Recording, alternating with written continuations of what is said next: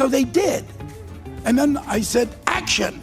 And everybody flew out of Warner Brothers onto the street, onto Burbank Avenue, and he just... What if I told you that one of the most controversial, hilarious, and groundbreaking comedies in Hollywood history wasn't just bold, it was a miracle? At Blazing Saddles, the 1974 Mel Brooks masterpiece was almost buried by the studio, teetered on total disaster during production, and still managed to make cinematic history, all while farting its way through Hollywood's sacred myths. And what if I told you, after 50 years, we're still finding bloopers, secrets, and hidden brilliance that completely change how we see this comedy classic? From deleted scenes too wild to air, to unscripted genius, on-set meltdowns, accidental walk-ons, and one massive blooper hiding in plain sight, this is the full, unfiltered story of Blazing Saddles. Let's dive into a film so chaotic, so fearless, and so unrepeatable it could never, ever be made today. Because this wasn't just a movie, it was a riot in the form of cinema. A Molotov cocktail of satire, social commentary, and full-throttle comedy aimed straight at the heart of Hollywood's sacred myths. It openly mocked racism, lampooned studio executives, made cowboys fart in symphonic harmony, and broke the fourth wall before it was cool. The cast improvised so much, director Mel Brooks had to hand out handkerchiefs just to stop the crew from laughing out loud during takes. And when a complete stranger literally walked into one of the final shots, just some guy in a sweater, Brooks left him in. On purpose. It's a film that got away with things no movie before or since has even dared to try. A black sheriff outsmarts a white town. A Jewish chief speaks Yiddish as a Native American. A villain named Hedley Lamar gets so offended by being called Hetty that the real Hetty Lamar sues. And here's the kicker. Despite all that madness, despite multiple actors collapsing, scenes getting cut for being too outrageous, and a studio that tried to bury it before it ever saw the light of day, Blazing Saddles became one of the most beloved and profitable comedies of all time. And now, 5 decades later, we're still uncovering the truth behind the chaos, bloopers, backstage battles, deleted scenes, and satire so sharp it could draw blood. So if you thought you already knew Blazing Saddles, buckle up, because this isn't just a behind-the-scenes look. This is the story of a film that kicked down Hollywood's doors, lit a match under its tropes, and dared us all to laugh in the face of the status quo. Let's ride. In 1974, America wasn't just on edge, it was unraveling at the seams. The Vietnam War had just come to a humiliating end. Over 58,000 Americans were dead, and the country was bitterly divided. Televised body counts, napalm footage, and flag-draped coffins had shattered any lingering sense of post-World War II optimism. Meanwhile, the Watergate scandal was exploding across headlines. President Nixon, once seen as the ultimate political operator, was now a national punchline teetering on the edge of resignation. Trust in government in the presidency itself had plummeted to historic lows. The phrase "I am not a crook" had become both a defense and a national joke. And beneath all of that, a deeper wound: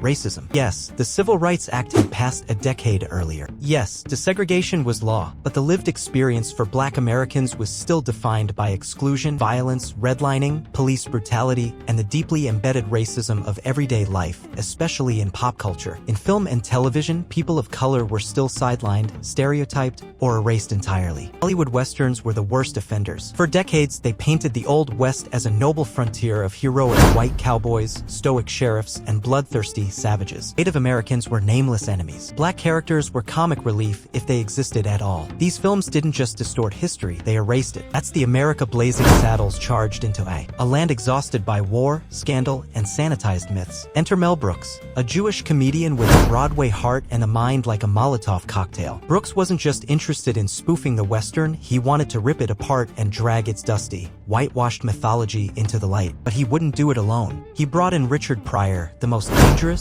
brilliant black comedian in America, and gave him a co-writer's chair. What followed was not just a comedy, but a revolution in celluloid. One that would say the quiet parts out loud, break every rule, and use laughter as a weapon. Because when America was most afraid to confront its own image, Blazing Saddles held up a mirror and dared it to look. Brooks wasn't just aiming to spoof the Western, he wanted to detonate it. He saw a chance to break every rule, shatter every taboo, and rebuild comedy in his image: loud, vulgar, fearless, and honest. The story was simple on the surface. A crooked developer convinces a governor to appoint a black sheriff to an all-white town, hoping they'll panic and flee. But the sheriff, Bart, played by Cleveland Little, outsmarts everyone. Underneath the fart jokes and slapstick, Brooks was delivering something dangerous. A comedy that dared to confront racism, hypocrisy, and the absurdity of American mythmaking. Audiences didn't know whether to laugh or walk out. The N-word was used not to glorify racism, but to mock its stupidity. Cowboys farted in symphonic unison. A black man pulled a gun on himself to escape a lynch mob. Satire was brutal, and the message was clear. Racism, when exposed to light and laughter, crumbles. Mel Brooks knew he needed more than jokes. He needed real voices. That's why he brought in Richard Pryor, the most fearless black comedian in America, to help write the script. Pryor pushed for uncomfortable truths. He fought to keep the slurs, not for shock value, but to reveal how absurd they truly were. Pryor was set to star as Bart until Warner Brothers refused to insure him due to his drug use. So he stayed behind the scenes, crafting the fire that Cleveland Little would deliver with surgical coolness. The writing team, Brooks, Pryor, Bergman, Steinberg, and Ugger, was a hurricane of ideas. Brooks called it 5 people screaming at once. It was wild, it was messy, and it birthed one of the most original scripts Hollywood had ever seen. A story that broke time periods, logic, and every decency code in the book. Casting Blazing Saddles was as insane as the movie itself. Pryor was out. Enter Cleveland Little, a Broadway star with no major film roles but a presence that was ice cool and razor sharp. He brought style, wit, and calm to a movie exploding with madness. The Waco Kid, first choice, John Wayne. The Duke loved the script but said it was too blue for his image. His loss. The role went to Oscar winner Gig Young, who collapsed from alcohol withdrawal on day 1. Mel Brooks was in a panic. Production had just started when Gig Young, the Academy Award-winning actor originally cast as the Waco Kid, collapsed on set during his very first scene. Brooks and the crew watched in horror as Young, in full costume and hanging upside down in a jail cell, went into alcohol withdrawal and had to be rushed off set. Just like that, the film had no second lead. With time and money running out, Brooks did what any panicked, brilliant filmmaker would do. He called Gene Wilder. Wilder, already a comedy legend thanks to the producers and Willy Wonka and the Chocolate Factory, didn't hesitate. He flew in the next day and began filming almost immediately, no rehearsal, no prep. But what he brought was magic. His portrayal of the Waco Kid, a washed-up, bourbon-sipping gunslinger with a zen-like calm and tragic backstory, was unlike anything in westerns or comedies for that matter. Wilder gave the film emotional grounding. His quiet wisdom balanced the chaos around him, and most importantly, his chemistry with Cleveland Little was lightning in a bottle. Whether it was the drunken jail cell monologue or the iconic morons line, Wilder and Little didn't just deliver laughs, they created a believable friendship that carried the heart of the movie. And then came Hedley Lamar, the sniveling, scheming villain played by Harvey Korman. Korman didn't just play the role, he devoured it. Every line was laced with Shakespearean drama filtered through slapstick absurdity. He was part evil mastermind, part pouty theater diva, and totally hilarious. Recurring gag of people mispronouncing his name as Hedy Lamar was so persistent it crossed from the screen into the courtroom. Real Hedy Lamar, the glamorous 1940s actress and inventor, threatened to sue Brooks for defamation. His response? Settle out of court and keep the joke in. That's the essence of Blazing Saddles. Even the legal threats became punchlines. Wilder and Korman weren't just actors. They were architects of the film's brilliance. One brought stillness to the storm. The other brought storm to the stillness. And together, they helped turn Mel Brooks's panic into comedy gold. Then came Alex Karras as Mongo, a former NFL lineman who punched a horse, rode a bull, and uttered one of the most bizarre lines in cinema. Mongo only pawn in game of life. Perfection. These weren't just actors. They were co-conspirators in Brooks's mad plan, improvising, laughing, picking character. And when they broke, Brooks kept the takes. Like when Wilder, in his signature whisper, called the townsfolk morons. Little can't hold it in. He nearly breaks into laughter. Brooks saw it, loved it, and locked it into the final cut. For a movie this outrageous, you'd think nothing was too far. But you'd be wrong. Several scenes were cut, not by the studio, but by Brooks himself, because even he wasn't sure the world was ready.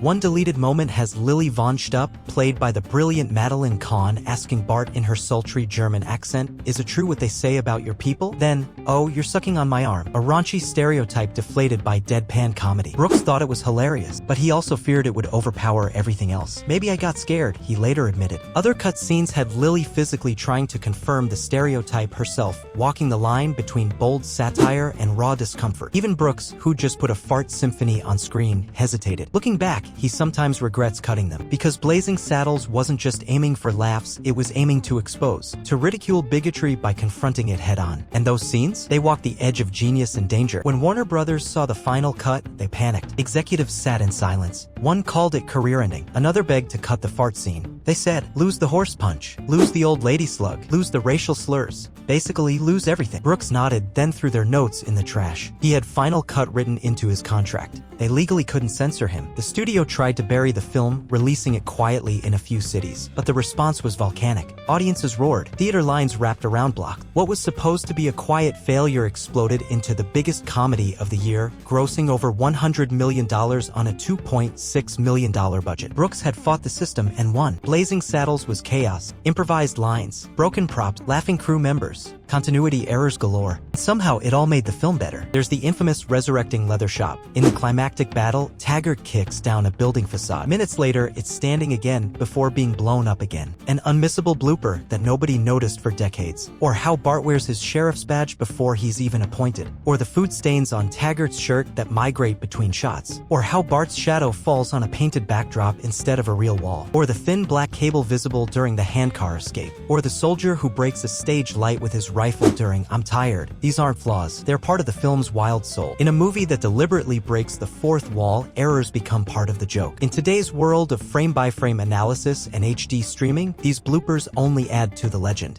The end of Blazing Saddles doesn't just break the fourth wall, it shreds it. As the climactic fight rages, the action spills into a musical soundstage, the Warner Brothers commissary, and then onto the streets of Burbank. At one point, the characters literally go watch the movie they're in, and in the middle of that chaos, a man in a sweater walks through the scene. Just a guy, not an extra, not in costume, just walking by. Mel Brooks saw it and said, "Leave him in." It's funny. He was right. This was the point all along. That movies are fake, that myths are constructs, that cowboys don't ride off into the sunset without gas, sweat, racism, or reality biting at their heels. Blazing Saddles breaks itself open and laughs at the pieces. Could Blazing Saddles be made today? Probably not. Not because audiences couldn't handle it, but because studios wouldn't risk it. Today, satire is scrutinized, dissected, often misunderstood. But Blazing Saddles thrived on misunderstanding. It dared to say the wrong thing for the right reason and trusted audiences to get the joke. It was a comedy written by rebels, performed by legends, held together by chaos and courage. And yes, it's full of flaws. Glorious, hilarious, human flaws.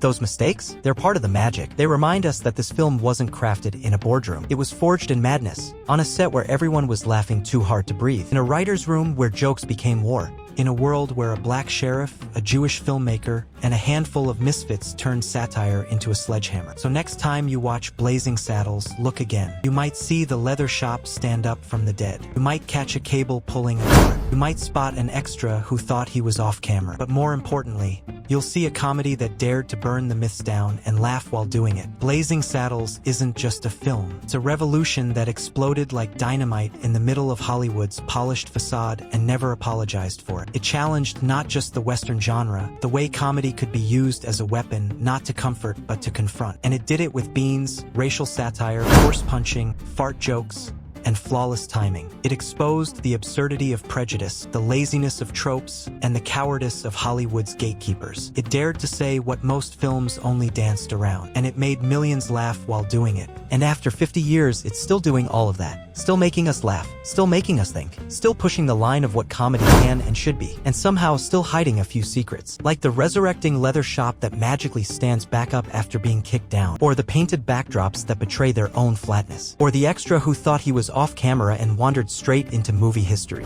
These aren't just bloopers, they're time capsules. Little winks from the chaotic, beautiful mess that made Blazing Saddles what it is. Because that's the real magic here, this movie wasn't polished to perfection. It wasn't supposed to be. It was raw, unpredictable, and human. It was built on instinct, improvisation, and guts. And that's why it still feels alive today, not like a relic, but like a rebellious friend that's somehow still whispering jokes in your ear 50 years later. So the next time you watch Blazing Saddles, don't just look for the jokes, look for the truth buried underneath them. Look for the risks, the rebellion, and the ridiculousness that somehow all came together to create a comedy that changed the rules. Thanks for watching. If you loved this deep dive into a comedy classic, don't forget to like, comment, and subscribe. And tell us, what's the biggest movie blooper you've ever spotted? Stay fearless, stay funny, and never stop watching the chaos behind the curtain, because sometimes that's where the best stories are hiding.